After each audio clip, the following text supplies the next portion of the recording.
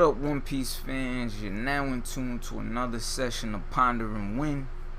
I'm the East Wind, and in today's session, I want to talk about the origin of Mihawk's Hawk Eyes outside of the universe of One Piece. Because there's no way I or anybody else would know their origin within the universe of One Piece. And I'm talking about this from a concept standpoint. To be honest, I'm surprised that nobody else has made this discovery or pointed it out at least. But that's alright. It'll be one of the feats of Winds of the Far East.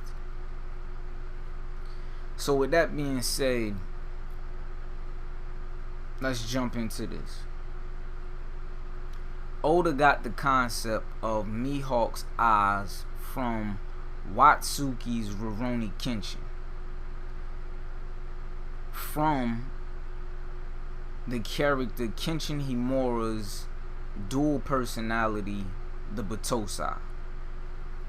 And this is not a stretch or a coincidence in any way. One Piece is inspired by two prolific anime / manga, however you want to look at it, and they are Dragon Ball and Rurouni Kenshin. There are several elements that I could easily point out in One Piece that are elements from Rurouni Kenshin. To put it into even more context, to make it clearer to you that this is actually the source of the concept source of Mihawk's eyes. Oda was an assistant to Watsuki for Rurouni Kenshin. I want to say that Oda was actually Watsuki's right hand when it came to illustrating Rurouni Kenshin. So obviously Oda would be inspired by Watsuki at some point during the process of being his assistant. And I'm not saying this in a negative way either. People are inspired by other people every day. It's just a fact of life. You know, in a side-by-side comparison, there is no doubt that Mihawk's eyes conceptually were derived from Watsuki's Batosai. The look, it's an intimidating look. To intimidate their foes is basically the look of, you know, the song, the look, the feel of cotton. For the Batosai Mihawk, that's the look and feel of death. Like, that's basically what that is. So yeah, I mean, it's not overly complex.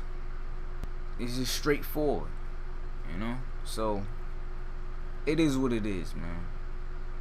While I'm on the topic of One Piece and Rurouni Kenshin, a couple months ago I came across Screw Attack's 1 minute melee for a fight between Zoro and Kenshin. And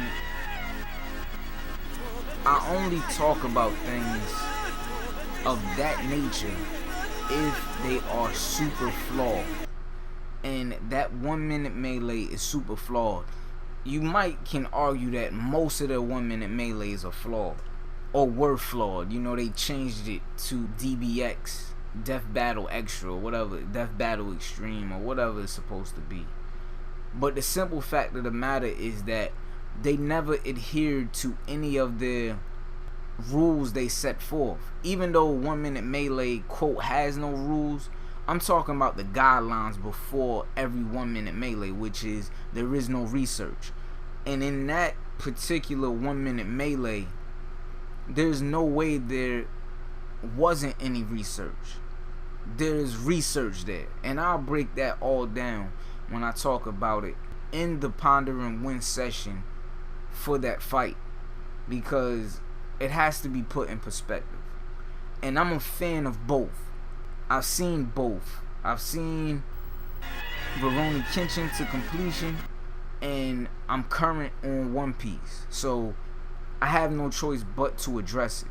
So with that being said, as always, thanks for listening. Peace.